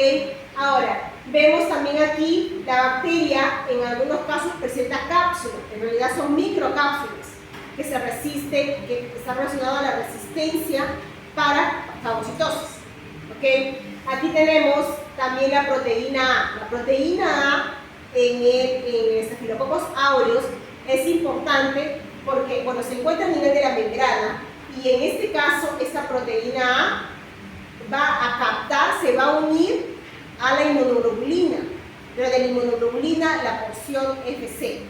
Entonces, ¿por qué este es un importante factor de virulencia también? Porque normalmente, recuerden, la inmunoglobulina, en este caso la que se une es la IgG, normalmente va a oxonizar para favorecer fagocitosis. O también neutraliza, quiere decir que bloquea los sitios de unión para que esta bacteria no invada una célula. Pero ¿qué es lo que va a hacer la bacteria? En este caso, al tener esta proteína A, la inmunoglobulina que es generada, lo que va a hacer, se va a unir por la función FC aquí. Y normalmente debería neutralizarlo por la función FAB. Entonces, la inmunoglobulina está invertida. Y al estar invertida, no va a favorecer mecanismo de respuesta inmune contra esta bacteria. ¿Ok? ¿Qué más? Aquí en este cuadrito, en estas figuritas, vemos algunas patologías relacionadas. Por ejemplo, en el caso de estefilococcus genera cuadros, genera cuadros, no sé si es la mosca o es la que tengo que comprar. En este caso, vemos que las formas más leves, ¿ok? Tenemos, por ejemplo, cuadros de foliculitis o forúnculos. Entonces la bacteria va a ingresar al folículo piloso y al ingresar al folículo piloso va a obstruir y aquí va a formar justamente la presencia de pústulas. ¿Ok? Entonces aquí, por ejemplo, cuadro de foliculitis. Ahora, aquí vemos lo que se conoce como el limpético. Esto también lo van a ver en laboratorio. El limpético es una enfermedad que se da a nivel de epidermis, ¿ok? Altamente contagiosa y un factor de riesgo es la edad. Es muy común en niños pequeños, en etapa escolar principalmente. ¿Por qué? Porque por ser altamente contagioso tienes un niño con un cuadro linfético y él viene amiguito, le agarra la mano, ¿no? Se rascó, le agarra la mano y el otro niñito también de nuevo se toca y aquí comienza la diseminación. ¿Ok? Entonces, ¿dónde se manifiesta? Generalmente las lesiones en el rostro, ¿no? Pero también en los brazos. ¿Ok? Ahora, aquí, cuando hablamos de impétigo, las lesiones pueden ser de tipo ampollosas y no ampollosas. Aquí vemos justamente las lesiones ampollosas, acumulación de líquido. ¿Ok? Al tener esta acumulación de líquido, después cuando se revienta se van formando las costras y estas costras, al secarse, tienen esta coloración. Pero ojo, esta coloración amarillenta solamente se da cuando el agente causal es ¿quién? Estafilococcus aureus. Su nombre lo dice. ¿Ok? ¿Por qué? Porque otra bacteria que genera impétigo, exactamente así, pero sus costras no son amarillas, él es el Streptococcus pyogenes. ¿Ok? Esa es la característica. O sea, lo tengo que diferenciar por el color nada más. En principio en la clínica sí, ¿no? Pero cuando se hace la toma de la muestra, ahí ya ven, ¿no? La parte por las pruebas bioquímicas, ¿no? Porque también inclusive por una prueba presuntiva, recuerden que cuando hablamos de si son cocos gram positivos, diplococcus, su morfología, ¿ok? Dependiendo de la toma de la muestra, no vas a ver si es estafilococo, forma de racimo, o vas a ver si es estreptococo, forma filamentosa. Tú vas a ver una gram, vas a ver que es un coco gram positivo, se acabó. Entonces, pero ¿cómo saber si es estrepto, si es estáfilo? Ahí yo me voy a las pruebas bioquímicas. Por eso es que la diferencia entre una presuntiva y una confirmatoria. ¿Con qué pruebas bioquímicas? ¿La coagulasa o de qué vale? ¿Cómo diferencio un estafilococo de un estrepto? Prueba bioquímica. Prueba de coagulasa. Catalasa.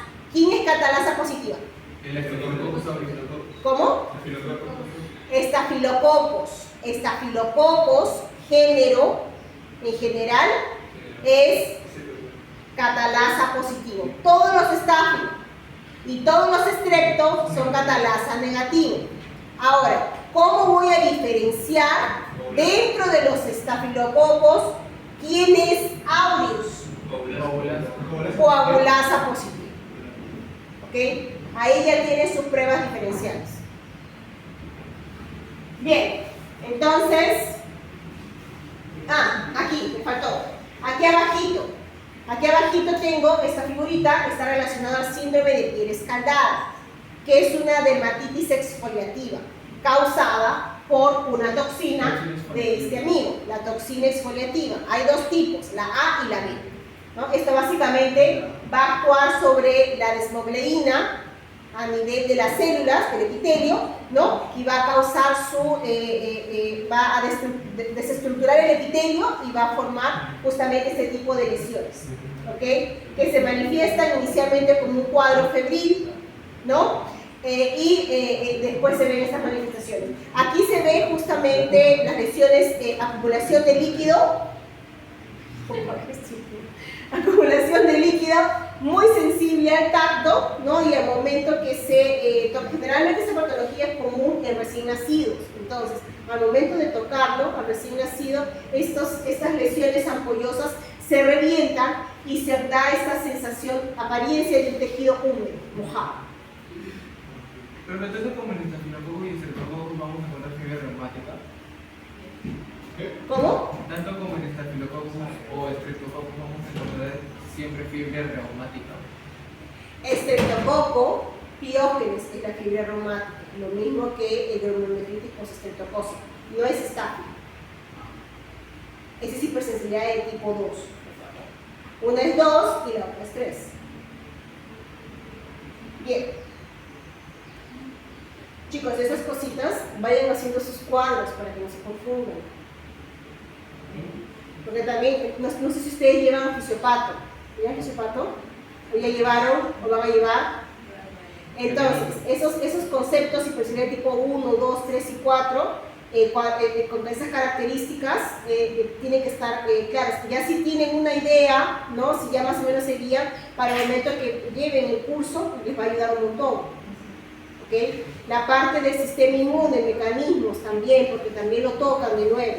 Entonces ya ustedes, si lo tienen un poco ya como base algo, el momento que les explique se les va a hacer más fácil entender la patología, la fisiopatología en todo caso.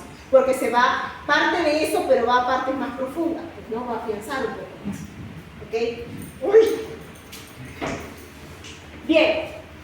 Aquí, entonces, ¿qué veo? Justamente los factores de virulencia. Este cuadrito lo coloqué porque a manera de figurita, ¿no? Les va a ayudar un montón. Tengo aquí la parte secretora, toxinas, enzimas y vacinas. Aquí tengo lo que va a adherir a dónde, colágeno, fibronectina, elastina. Aquí a nivel de su pared celular, ya no quiere. Tengo aquí, ¿no? A nivel de la pared celular, no, de la membrana plasmática, disculpe. A nivel de la membrana plasmática tiene justamente las proteínas que se van a unir a la penicilina. ¿Esto en quiénes? En aquellas bacterias que son, ¿no? Resistentes, ¿no? A la penicilina. Tengo aquí a nivel de la pared, en el peptidoglucano, tengo el ácido lipoteicoico también. Tengo la proteína A, que va a actuar, ¿no? Uniéndose a inmunoglobulinas. Tengo aquí también las beta-lactamasas, y en aquellos que son resistentes, esta beta-lactamasa va a degradar, ¿no? Los componentes antibióticos. Entonces, bueno, esto es un poquito más de lo mismo que vimos anteriormente. Y aquí tenemos estos factores de virulencia, ¿no? La cápsula, a nivel de la pared, que es lo que tiene, que estamos explicado, la proteína A. Esto de aquí son los componentes que se encuentran a nivel de la superficie de la bacteria, sus adhesinas, que se va a unir a quién, a nivel de la matriz extracelular, justamente, fibronectina, ¿no? Colágeno, elastina. Aquí tenemos las toxinas, ¿okay? Las invacinas y los componentes enzimáticos. Este cuadrito de aquí abajito, yo lo coloqué porque les va a ayudar a ustedes a poder identificar las 3 especies que son más importantes en términos de infección por estafilococos. ¿Okay? Y vemos que aquí está aureus, epidermidis y saprofíticos. Saprofíticos, recuerden, lo mencionamos la clase pasada cuando hablamos de ITU. ¿Okay? Está relacionado con cuadros de infección del tracto urinario. ¿Por qué? Porque justamente el Staphylococcus saprofíticus se alimenta de colágeno. Y a nivel de la vagina de la mujer como resultado de microtraumatismos durante la etapa sexualmente activa de la mujer, se libera colágeno y esto alimenta estafilococos saprofíticos y es el agente causante que prevalece, ¿no? Como cuadros de ictus en las mujeres. ¿Ok? Entonces, ¿qué más tenemos aquí? Tenemos, por ejemplo, justamente coagulasa. ¿Quién es coagulasa? ¿Quién tiene toxinas? ¿Dónde se les encuentra? ¿Quién forma biofilms? Forma áureos y epidermidis. Saprofíticos no forman biofilms. ¿Ok? ¿Quién genera infecciones por forúnculos en vez de folículo piloso? Áureos. ¿Ok? Infecciones más profundas. ¿Quién las tiene? Áureos, ictus, solamente saprofíticos. Ese cuadro les va a ayudar a ustedes a guiarse también para estudiar. ¿Qué tengo aquí? Justamente estos factores de virulencia.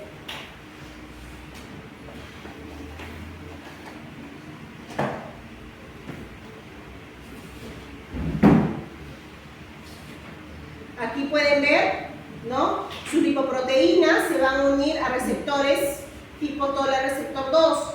Tengo aquí las fibronectinas que se van a unir a receptores integrinas en las células. Esto no solamente va a ser a nivel del epitelio, sino también va a ser en diversos tipos celulares, ¿ok? Del epidermis. Por ejemplo, los mismos osteoblastos, ven aquí el rosadito. En los osteoblastos, ¿cómo se genera la infección de un estafilococos, ¿no? Para generar un cuadro de osteomelitis? Tengo justamente aquí, tiene su proteína A, que se va a unir a receptores tipo TNF, ¿ok? Y su fibronectina, que se va a unir a las integrinas, que se encuentran presentes en la superficie, ¿no? De células como los osteoblastos. Esto le va a permitir a la bacteria que su entrada e infectar osteoblastos. ¿Ok? Lo mismo va a ser por aquí, ¿no? Proteína A. Entonces aquí vemos cómo se genera un absceso por Staphylococcus aureus.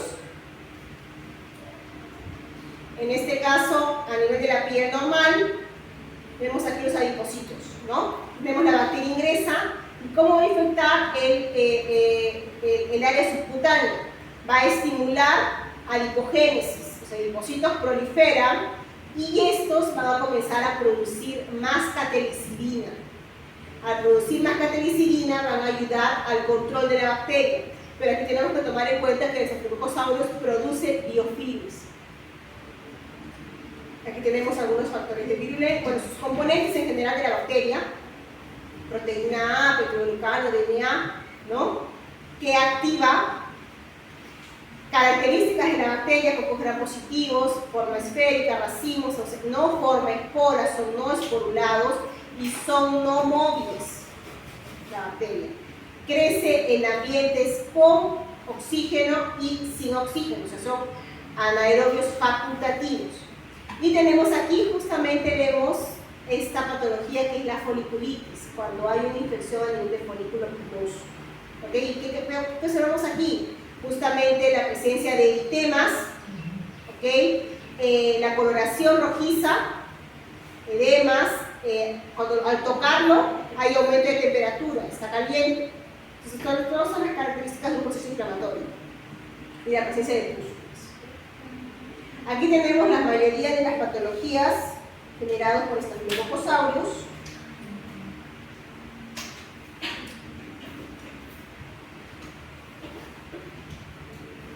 Bien, entonces aquí vemos foliculitis y forunculosis, ¿ok? A nivel de folículo piloso, las formas más leves de infección por Staphylococcus. Aquí tenemos el imperio, ya sabemos los factores de riesgo, ¿no? La edad, ¿ok? Altamente contagioso. Aquí tenemos abscesos, por aquí tenemos los cuadros de celulitis. Los cuadros de celulitis, ¿no? En todo caso, aquí hay una inflamación a nivel de la dermis.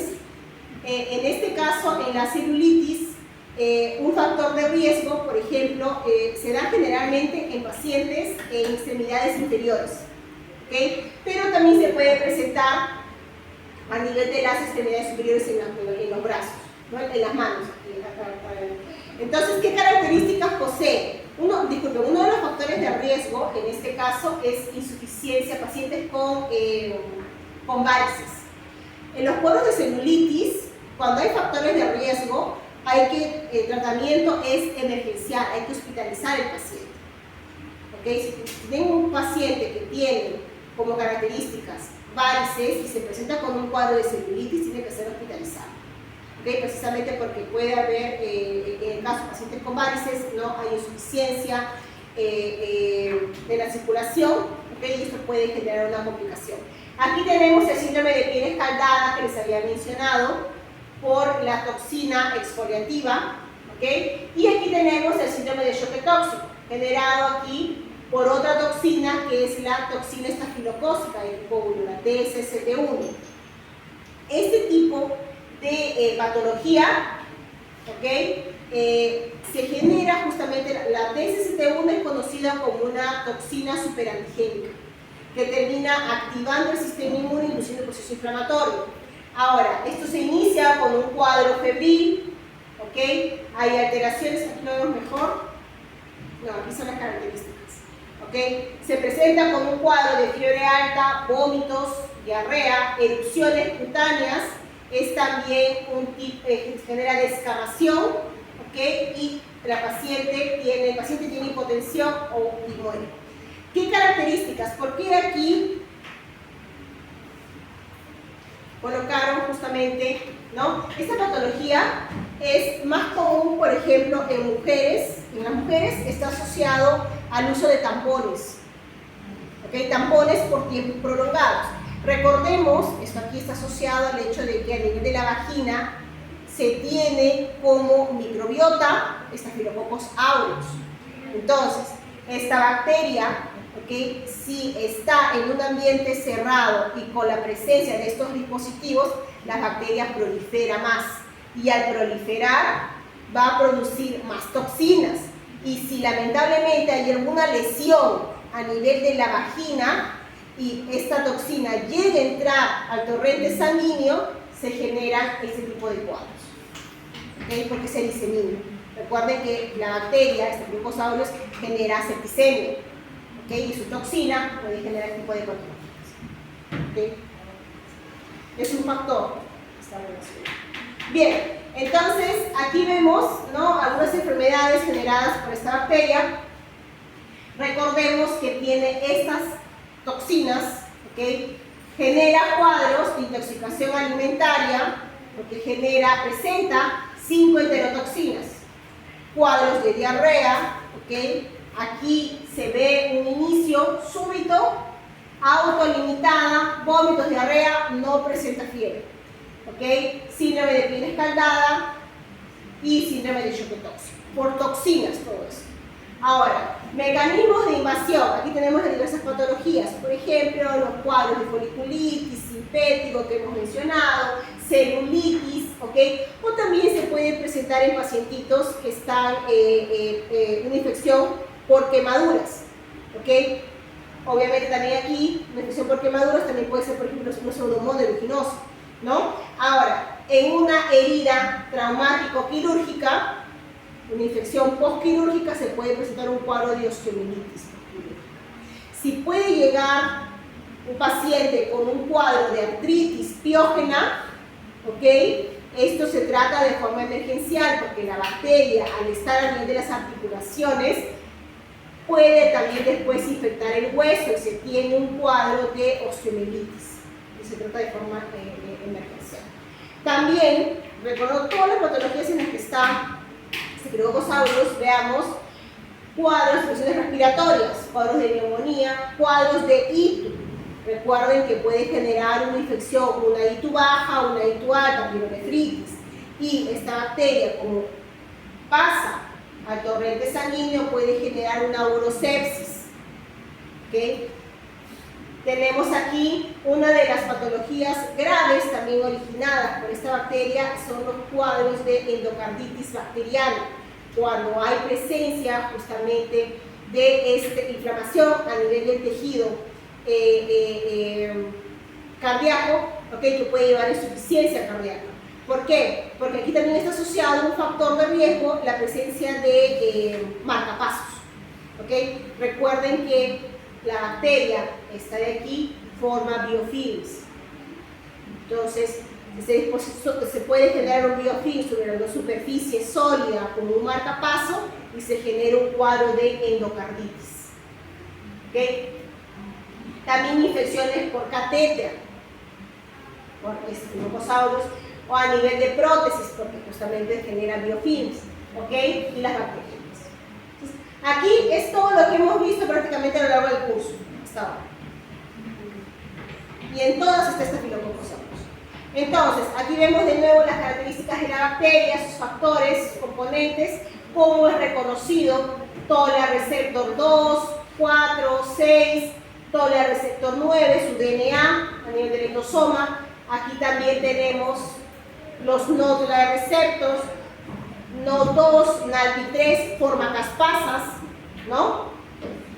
Y aquí tenemos la activación, producción de péptidos antimicrobianos, ¿por quiénes? Neutrófilos, queratinocitos, macrófagos, glándulas sudoríparas, que mañana es jueves, ¿no?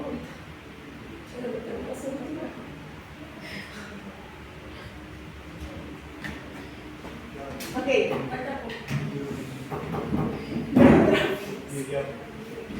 Neutrófilos como células que controlan esta infección. Ok, importante, vean cómo lo reconoce, justamente por su receptor de la porción FC, receptor de complemento. El neutrófilo tiene varios mecanismos que ayudan a controlar esta bacteria. Uno de ellos, recuerden que realiza estallido respiratorio. Entonces, aquí es favorecido por la presencia de ROS, especies reactivas de oxígeno. Y justamente, ¿qué se requiere para eso? Componentes como las mieloperoxidases. Ahora, pacientes que tienen deficiencia en mieloperoxidasa no generan justamente ROS y aquí tienen problemas en la activación del estallido respiratorio. Esto es para el neutrófilo. También aquí tenemos otros, como es el caso de péptidos antimicrobianos, catequicidinas, ¿no? Caprotectinas, proteinasas, hidrolasas y también produce proteínas que inhiben, que bloquean la captación de fierro del Staphylococcus aureus. ¿Okay? Entonces, importante la generación, la presencia de los neutrófilos. Aquí tenemos algunas enfermedades, ¿okay?, que están asociados a problemas. Pacientes que tienen estas enfermedades tienen problemas para controlar infecciones por estafilococcus. ¿Por qué? Por ejemplo, un paciente que presenta neutropenia severa congénita es un paciente que tiene problemas, presenta neutropenia, entonces no consigue controlar infecciones por estafilococcus aureus, por obvios motivos, ¿no? Paciente que tiene enfermedad crónica granulomatosa o deficiencia en mieloperoxidasa, que es lo que acabo de mencionar, tiene problemas para la activación del estallido respiratorio. Entonces, como tal, no puede controlar una infección por Staphylococcus aureus. Este cuadrito es importante, ¿ok? Paciente que tiene deficiencia en moléculas de adhesión no va a tener quimiotaxis, por lo tanto, no va a haber inflamación si no hay aumento de moléculas leucocitarias, ¿ok? Paciente que tiene diabetes mellitus o insuficiencia renal aguda es un paciente que no va a poder realizar estallido respiratorio, no tiene moléculas quimiotácticas y no genera fagocitosis. Ese paciente, un paciente diabético, una comorbidad como la diabetes no controlada, está relacionado a infecciones por Staphylococcus aureus, susceptibilidad.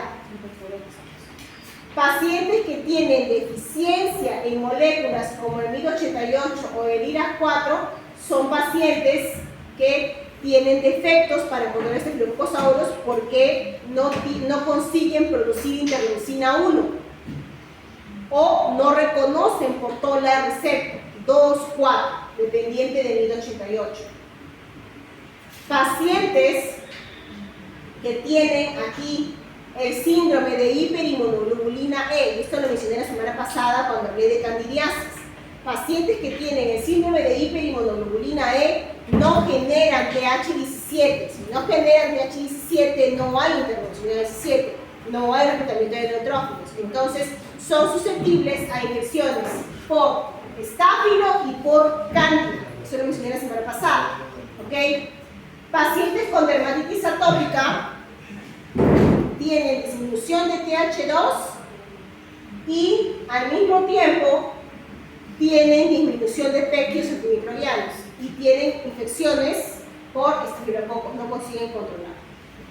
Y aquí vemos pacientes con VIH. Pacientes con VIH, obviamente, ¿no? Tienen disminución de CD4 general, entonces también tienen disminución en pH 17. ¿Okay? Pacientes que tienen deficiencia en producción y reconocimiento de la interleucina 17 son pacientes que presentan infecciones como una candidiasis mucocutánea crónica, ¿okay? O también infecciones por estafilococos aureus. ¿Cómo es reconocida esta bacteria? Esta bacteria, vean, reconocida por los queratinocitos, por los toll-like receptors, ¿no? Va a estimular producción de interleucina 1, que va a activar al propio queratinocito para que aumente producción de péptidos antimicrobianos.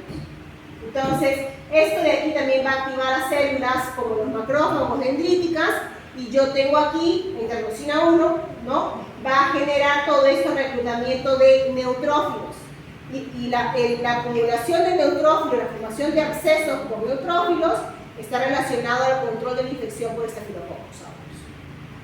Aquí vemos en la adaptativa, ¿no? Cómo esto también activa la adaptativa. Tenemos aquí las interleucinas se generan, que son activadas, reconocimiento de macrófagos dendríticas, tengo generación de TH17, productora de interleucina 17, tengo activación de células natural killer, NKT también, y esto genera la activación por parte de los queratinocitos para que aumente la producción de péptidos antimicrobianos. ¿Ok? Y aquí tengo acumulación de neutrófilos. Entonces, ¿cómo tengo una infección de esta bacteria cuando llega al hueso? ¿Ok? ¿Cómo se genera un cuadro de osteomielitis por estafilococos aureus?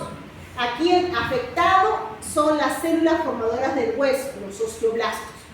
¿Okay? En principio, vean aquí, estos cuadros que les mencioné, un cuadro de osteomielitis es diferente el inicio en un paciente adulto y de un niño.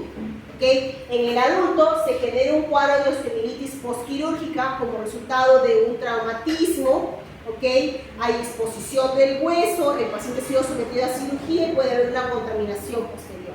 Pero ¿Okay? sería ya parte de negligencia, ¿no? Del área. Es que depende. En algunos casos, si hablamos, bueno, posteriormente puede haber una infección a nivel de articulación o del hueso. Inicialmente, el paciente inclusive puede ingresar, algún tiempo después, por una infección a nivel de articulaciones. Y esto de aquí, por eso se trata de forma emergencial, porque aquí en este caso, recuerden que en su clase de fluidos, ¿no? Se le toma muestra de líquido sinovial por punción, la artrocentesis. Entonces, cuando se observa esta característica en el líquido sinovial, purulento, aquí hay un proceso infeccioso. Entonces, un cuadro de artritis séptica o artritis piógena tiene que ser tratado porque se destruye articulación y seguidamente va al hueso. ¿Ok? Entonces, aquí es en adultos y en niños, lo que les mencioné, el niñito puede estar en el curso de una infección por estafilococos en algún tejido, en algún órgano, y esta bacteria entra al torrente sanguíneo y después puede llegar al hueso, ¿ok? Y al llegar al hueso, recuerden que el hueso en los niños está en formación, entonces tiene ciertas aperturas que le permiten la entrada a la bacteria adentro del hueso, ¿ok? Y en este caso genera, ¿no?, esos cuadros de hematitis, de osteomielitis aguda, ¿ok? Entonces, ¿cómo es la patogenia? Tenemos a la bacteria con sus múltiples factores de virulencia, dentro de ellos sus adhesivas, ¿no es cierto? Entonces tiene su fibronectina A y B, se va a unir aquí a las integrinas presentes en los osteoblastos. Entonces, permite justamente la formación de estos filamentos de actina y la bacteria ingresa al osteoblasto. Eso por un lado. Por otro lado, el mismo peptidoglucano es reconocido por doble receptor y la bacteria se adhiere e ingresa. O también por sus componentes como la proteína A, se va a adherir a estos receptores de TNF presentes a nivel de los osteoblastos. En cualquiera de este contexto, la bacteria ingresa. Y una vez que ingresa, va a activar diversos mecanismos de señalización interna que resultan en la producción de citocinas inflamatorias. O sea, hay una respuesta inflamatoria detectada por el osteoblasto frente a la presencia de esta bacteria. Ahora, ¿qué sucede? En el caso de la presencia de vacuolas a nivel intracelular, la bacteria tiene mecanismos de escape de esas vacuolas. Uno de ellos es la característica que tiene esta bacteria por generar alteraciones a nivel de sus antígenos. Pues tiene una variabilidad y forma lo que se conoce como colonias variables. Entonces, esta con características diferentes se escapa, ¿no?, y continúa el proceso infeccioso. Entonces, después de activar, por ejemplo, NF-kappa beta, las yaquitinasas, ¿no?, las AP, reconocimiento a nivel de endosomas, ¿qué se produce? En general tenemos la activación por citocinas y componentes quimiotácticos. Tenemos aquí citocinas, por ejemplo, TNF-alfa, interleucina 1 beta, interleucina 6, interleucina 4, interleucina 2. En este contexto se generan perfiles de células como TH1 y la TH1 produce interferón gamma.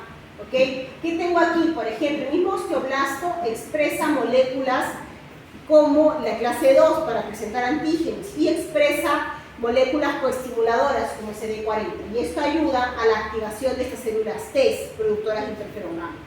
Esto es importante porque este interferón gamma va a activar a los macrófagos que están llegando al tejido. Por ejemplo, ¿qué se recluta? Se reclutan neutrófilos polimorfonucleares, tenemos reclutamiento de monocitos inflamatorios que van a diferenciarse en macrófagos o dendríticas. Entonces tengo aquí por citocinas como YMCCF o YSCF.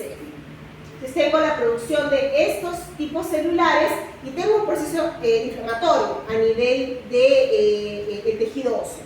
Pero ¿qué sucede? La bacteria, ¿no?, tiene sus mecanismos de escape y parte de ellos es justamente la inducción de muerte de los mismos osteoblastos. Entonces muere, la inducción es por mecanismos de necrosis y de apoptosis. ¿Cómo lo hace? En el caso de la necrosis, la bacteria produce toxinas como las mismas modulinas. Entonces la bacteria ingresa infectando, no puede ingresar por su fibronectina, por sus tolarreceptores, la bacteria ingresa. Y una vez que está dentro del osteoblasto, se va a escapar de las vacuolas endocíticas, ¿no?, como lo vimos en la diapositiva anterior. Se escapa, pero no antes de producir, ¿no?, estas toxinas. Estas toxinas, las modulinas, van a provocar la muerte de los osteoblastos por mecanismos de necrosis. ¿Okay? Y por otro lado, ¿cómo origina apoptosis? Va a originar apoptosis porque va a activar caspasas. Inflamosomas. En este caso, activa caspasas por mecanismos intrínsecos o extrínsecos. ¿Qué quiere decir? Por ejemplo, la bacteria ingresa, ¿okay?, y va a activar caspasa 9 y va a activar caspasa 3 y aquí induce apoptosis. ¿Qué más? Tengo aquí que va a activar, eso por un lado, y por otro lado va a provocar la producción de estas citocinas que se conocen con las siglas de TREI. Estas son ligandos de TNF, ¿okay?, inductores de muerte. Entonces estos de aquí, esta citocina TREI, se va a unir a estos receptores que son conocidos, las siglas son DR4 y DR5, de estos receptores, dos tipos de receptores. Estos dos tipos de receptores son conocidos como receptores de muerte. Eso es su nombre, receptores de muerte. ¿Por qué? Porque al captar esta citocina TREI van a activar caspasa 8. La caspasa 8 activa caspasa 3 y genera apoptosis. Entonces, genera apoptosis por estos mecanismos. En cualquiera de los casos, necrosis o apoptosis generando tejido necrótico, induciendo muerte silenciosa de los osteoblastos, la bacteria al final queda libre y ella continúa el proceso infeccioso. Por eso es que es importante, ¿no?, el tratamiento rápido, porque si no las células van a continuar siendo destruidas y la bacteria va a continuar proliferando, porque el sistema inmune en sí no consigue controlar. ¿Okay? Bien.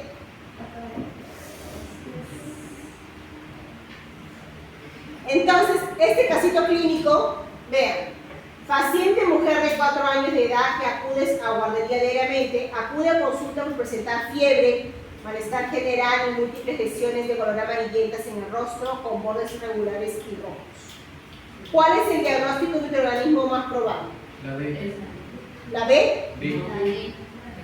¿La D? ¿Quién dijo D? ¿Es la A? Es la A. Ah, el Peti. Ah. Pero el pético no era de la costra esa que le salía. Sí, pero es amarilla. ¿Y qué estás diciendo aquí? Acude a consulta por presentar fiebre, malestar general y múltiples lesiones de color amarillento en rostro, con bordes irregulares y rojos. Cuando dice Pero si el rojo no sería la Staphylococcus pyogenes. No. Estreptococos piógenes no, no. amarillentas en rostro. Ahí te lo cambio. Aún eso también podría ser ese. ¿Cuál? Ya, Eso era. Una pregunta. Y si le quitáramos el color amarillento, entonces solamente con bordes irregulares y rojos, podría ser la D, ¿no? ¿Cuál otra clase será? Miren, aquí me está diciendo es una niña. ¿Ok? Recuerden el riesgo de edad. ¿Ok? Entonces, y aquí está en una guardería diaria, ¿no? Y aquí tiene fiebre, malestar y presenta lesiones en el rostro. Lesiones en el rostro. ¿Ok? Que aquí ya están amarillentos, o sea, ya son costras. ¿Ok? Con bordes irregulares y rojos. Algunas deben estar todas inflamadas porque de repente la misma niña se atrapa, pero ya presenta costras. ¿Ok? Es más, aquí es la A. Porque si se hace un seguimiento de esa niña, de repente, como está en la guardería, de repente llegan de la guardería otros casos después igual. ¿Por qué? Porque se en contacto con los niños. Lo que tienen que hacer aquí rápidamente es tratar y aislar.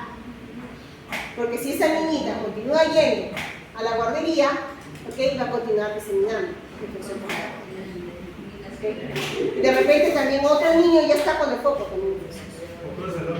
O todo el salón, o la misma profesora también, porque si la profesora va, entra en contacto con ellos, los inmediatos, ¿no? Es así. ¿Ok? Entonces, aquí una de las principales características y factores para el infectivo, altamente contagioso, la edad, ¿ok? Y en el caso por Staphylococcus aureus, la presencia de las costras amarillentas. Porque otra opción sería que fuera infectivo por Streptococcus pyogenes.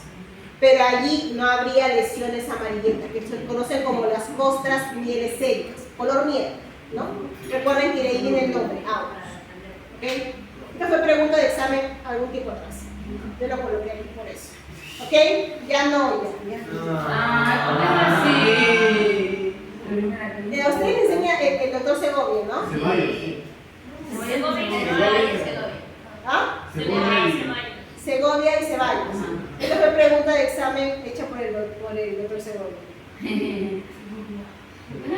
Ojalá que después va a repetir. No, ya, porque él sabe que yo le he colocado aquí. ¿Cómo lo va a hacer? Y él da clase de teoría también a otros grupos. Entonces él sabe. Ya no va a ser lo mismo, pues. No va a ser algo Parecido, pero con la misma red. a ustedes les encanta, ¿no? Ok, entonces son